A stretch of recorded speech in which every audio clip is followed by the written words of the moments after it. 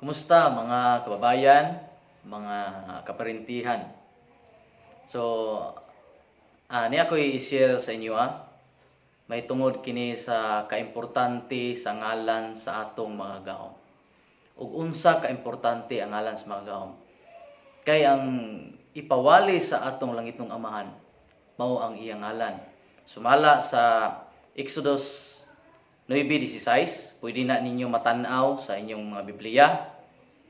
Unsa nga klase nga Biblia ang naa sa inyo mga Kristiyano nga Biblia, Bible ba sa mga Amerikano. Bisag unsa nga Biblia nga naa sa inyo pwede na ninyo tanawon nga ang ipawali di ay sa atong makagagahom di ay mao di ay ang iyang ngalan. So ang topic nga akong i-share sa inyo karon mao ang kaimportante sa pangalan. So ang pangutana, kung importante manggali ang ngalan sa mga tawo, unsa pa ka-importante ang ngalan sa atong mga gaom? So mao ni karon, kay ang importante man ang ngalan sa tawo, mas labaw pa gyud ang ngalan sa atong mga gaom. Kay ang kaluwasan, kung atong tan-awon,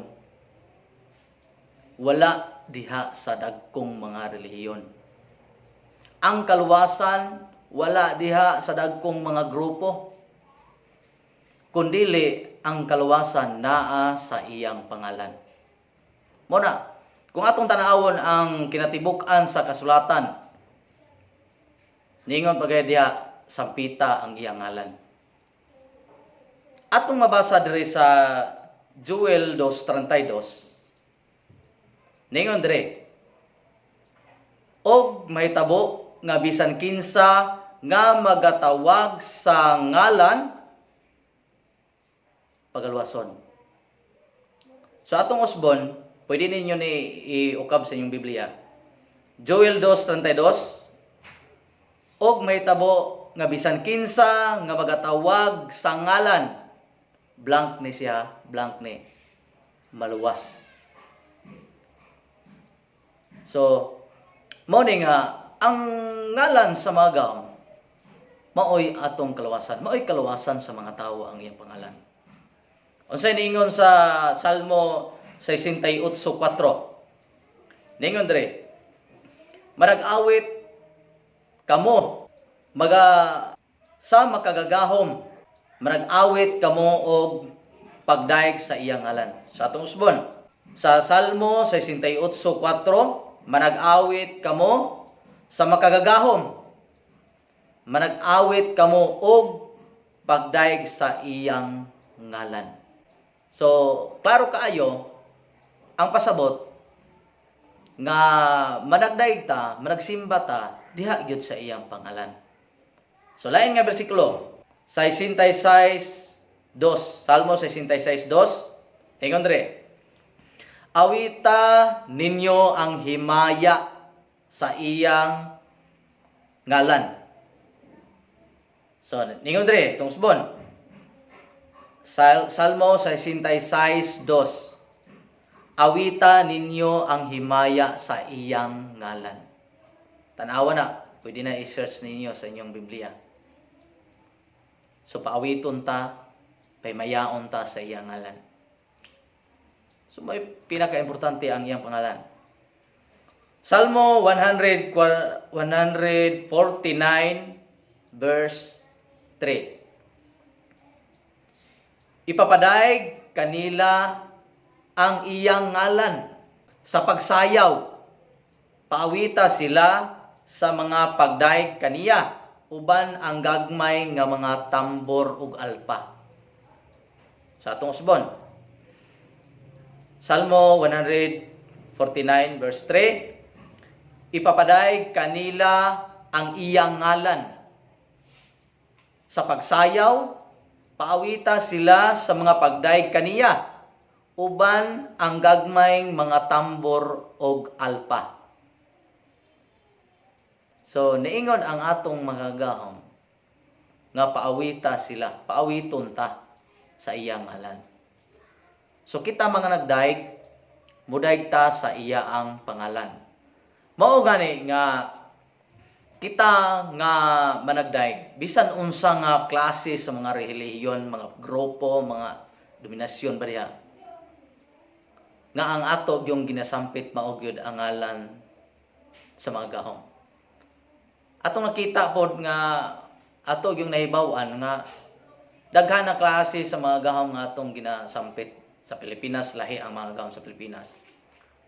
Mga gahom sa Pilipinas kibalo na mo nga kinsay pinakailado sa giilang nga mga gahom sa Pilipinas. Sa laing nasod, mao gyapon sa India, lahi ilang mga gahom.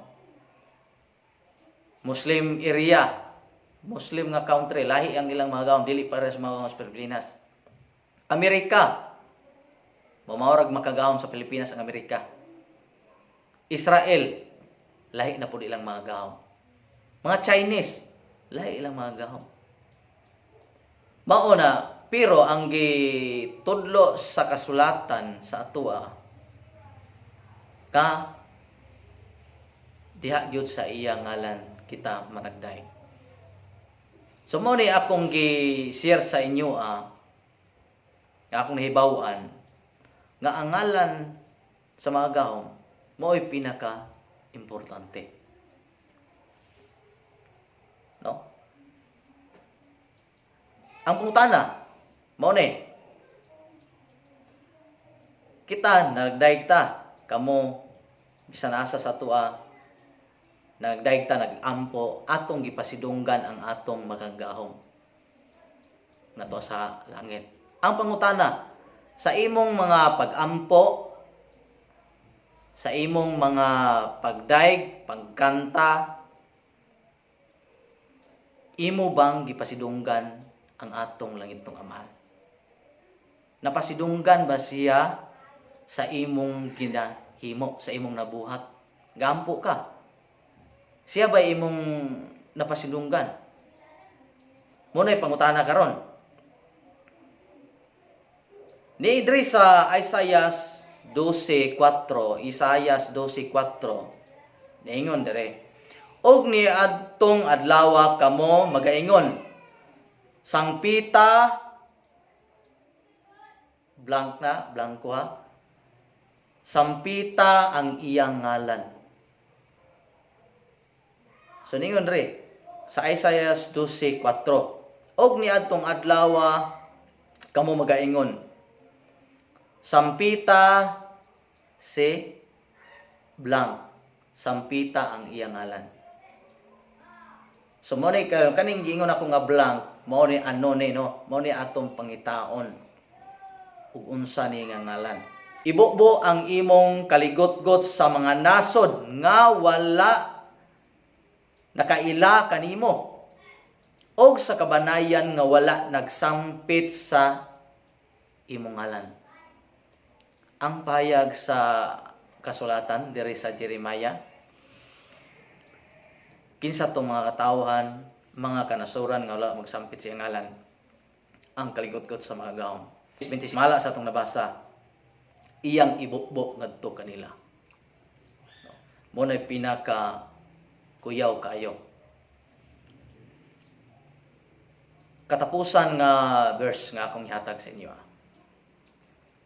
Proverbs 30 verse 4. Proverbs 30 verse 4. Niingon diha ang payag no. Kinsa ba ang iyang ngalan? Sa tumoy sa bahin sa verse kay kini nga verse taas ni siya kung imong basahon. Ningon diha, kinsa ba ang iyang ngalan ug kinsa ba ang ngalan sa iyang anak kung ikaw nahibalo? So ang pangutanan nako sa inyo sa inyong gisakupan karon nga mga grupo, mga reliyon, unsa may tinuod ngalan sa atong mga gahom? Unsa may tinuod nga ngalan sa Amahan? Unsa may tinuod nga ngalan sa Manluluwas? Kay ang ngalan sa mga gahom, manluluwas nga atong naila diri sa Pilipinas, naay tinuod ani. So ang pangutana, kinsa kuno ang ngalan sa Amahan o o kinsay ngalan sa anak kung ikaw nahibalo. So ato ning ma-share diha kaninyo sa sunod nga higayon sa pikas bahin kung unsa ang iyang pangalan. So ang sunod nato nga topic, pangalan na sa Maganggaw. Thank you. Salamat sa inyong pagpaminaw. Ug wala naman kitay igong panahon kung kamo na panalanginan. Kung aduna kamoy mga pangutana, ayaw kamo pagmakuli sa pagkontak o text sa cell number 0997-8577-320 o sa cell number 0917-716-5927. Usbon ko 0997-8577-320 o sa cell number 0917-716-5927. Pwede usab kamo mobisita sa website www.yahweh-yaswa.com. Ana usab kitay mga libreng basahon. Kung gusto mong makaangko ni ini, i-text lang ang inyong pangalan. Kini ang inyong ubos nga alagad, Brother Roger Bustillo. Salamat sa inyong pagpaminaw. Hallelujah. Shalom.